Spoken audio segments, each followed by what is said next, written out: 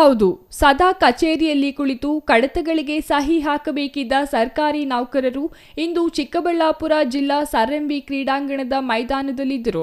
ಇಂದು ಆಯೋಜಿಸಿದ ಸರ್ಕಾರಿ ನೌಕರರ ಕ್ರೀಡಾಕೂಟದಲ್ಲಿ ಭಾಗವಹಿಸಿ ವಿವಿಧ ಕ್ರೀಡೆಗಳಲ್ಲಿ ಭಾಗವಹಿಸಿದ ನೌಕರರು ಮಾನಸಿಕ ಮತ್ತು ದೈಹಿಕ ದಣಿವು ತೀರಿಸಿಕೊಳ್ಳುವ ಪ್ರಯತ್ನ ಮಾಡಿದರು.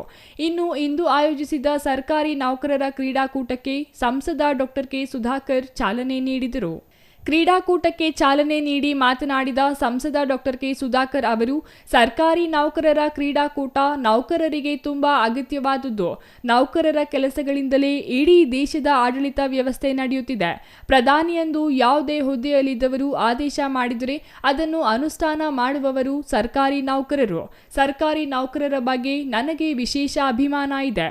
ನೌಕರರಿಲ್ಲದೆ ಸರ್ಕಾರದ ಆದೇಶ ಅನುಷ್ಠಾನ ಸಾಧ್ಯವಿಲ್ಲ.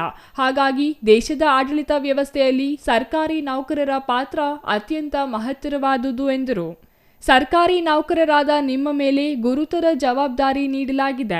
ಚುನಾಯಿತ ಪ್ರತಿನಿಧಿಗಳಿಗೆ ಪ್ರತಿ 5 ವರ್ಷಕ್ಕೊಮ್ಮೆ ಜನರ ಆಶೀರ್ವಾದ ಪಡೆಯಬೇಕು. ಆದರೆ ಸರ್ಕಾರಿ ನೌಕರರಿಗೆ ಇಂತಹ ಸಮಸ್ಯೆ ಇಲ್ಲ. ಮತ್ತೊಂದು ಸ್ಥಳಕ್ಕೆ ವರ್ಗಾವಣೆ ಮಾಡಬಹುದೇ ಹೊರತು ಕೆಲಸದಿಂದ ವಜಾ ಮಾಡಲು ಸಾಧ್ಯವಿಲ್ಲ.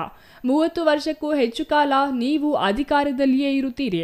ಅಧಿಕಾರದಲ್ಲಿರುವಾಗ ಒತ್ತಡಗಳು ಅಧಿಕಾರಿಗಳಿಗಿದೆ. ಅಂತಹ ಸಂದರ್ಭದಲ್ಲಿ ಆತ್ಮಸಾಕ್ಷಿಗೆ ಅನುಗುಣವಾಗಿ ನೌಕರರು ನಡೆದುಕೊಳ್ಳಬೇಕೆಂದು ಸಂಸದರು ಸಲಹೆ ನೀಡಿದರು. ಸರ್ಕಾರಿ ನೌಕರರಿಗೆ ಕ್ರೀಡೆ ಮತ್ತು ಸಾಂಸ್ಕೃತಿಕ ಚಟುವಟಿಕೆ ತುಂಬಾ ಅಗತ್ಯ. ಸದಾ ಒತ್ತಡದಲ್ಲಿಯೇ ಕರ್ತವ್ಯ ನಿರ್ವಹಿಸುವ ಇವರಿಗೆ ಪ್ರತಿನಿತ್ಯ ಕನಿಷ್ಠ 50 ನಿಮಿಷವಾದರೂ ಲಘು ವ್ಯಾಯಾಮಕ್ಕೆ ಮೀಸಲಿಡುವುದನ್ನು ಅಭ್ಯಾಸ ಮಾಡಿಕೊಳ್ಳಬೇಕು. ಕ್ರೀಡೆಯಲ್ಲಿ ಭಾಗವಹಿಸುವುದರಿಂದ ಮಾನಸಿಕ ಮತ್ತು ದೈಹಿಕ ಆರೋಗ್ಯಕ್ಕೆ ಸಹಕಾರಿಯಾಗಲಿದೆ. ಒತ್ತಡದಲ್ಲಿ ಕರ್ತವ್ಯ ನಿರ್ವಹಿಸುವ ನೌಕರರಿಗೆ ಕ್ರೀಡೆ ನೆಮ್ಮದಿ ನೀಡುತ್ತೆ. ಹಾಗಾಗಿ ಎಲ್ಲರೂ ಪ್ರತಿನಿತ್ಯ ಲಘು ವ್ಯಾಯಾಮ ಮಾಡಬೇಕು ಮತ್ತು ಕ್ರೀಡೆಗಳಲ್ಲಿ ಭಾಗವಹಿಸಬೇಕು ಎಂದು ಸಂಸದರು ಹೇಳಿದರು. ಇವತ್ತು ನಿಮ್ಮ ಮೇಲೆ ಗುರುತರವಾಗಿರತಕ್ಕಂತಹ ಜವಾಬ್ದಾರಿಯನ್ನ ಇವತ್ತು ಸಮಾಜ ಕೊಟ್ಟಿದೆ, ಸರ್ಕಾರ ಕೊಟ್ಟಿದೆ. ಇವತ್ತು ಚುನಾಯಿತ ಪ್ರತಿನಿಧಿಗಳಿಗೆ ಪ್ರತಿ 5 ವರ್ಷಕ್ಕೊಮ್ಮೆ, 2 ವರ್ಷಕ್ಕೊಮ್ಮೆ, 3 ವರ್ಷಕ್ಕೊಮ್ಮೆ ಹೀಗೆ ಮತ್ತೆ ಹೋಗಿ ಅವರು ಅರ್ಜಿ ಹಾಕೊಂಡು ಜನರ ಆಶೀರ್ವಾದ ಪಡೆದು ಬರಬೇಕು. ಆ ಒಂದು ಒತ್ತಡ ನಿಮ್ಮ ಮೇಲಿಲ್ಲ. ಒಂದ್ಸಲಿ ನೀವು ಆಯ್ಕೆ ಆಗಿ ಸರ್ಕಾರಿ ಕೆಲಸ ಅಂತ ಸಿಕ್ಕದ ಮೇಲೆ ಅಮ್ಮಮ್ಮ ಅಂದ್ರೆ ಒಂದ್ ಜಿಲ್ಲೆಯಿಂದ ಇನ್ನೊಂದು ಜಿಲ್ಲೆಗೆ ನಿಮ್ಮನ್ನ ಟ್ರಾನ್ಸ್ಫರ್ ಮಾಡ್ಬೋದಷ್ಟೇ. ಆದ್ರೆ ಯಾರು ಕೆಲಸದಿಂದ ತೆಗಿಲಿಕ್ಕೆ ಸಾಧ್ಯ ಇಲ್ಲ.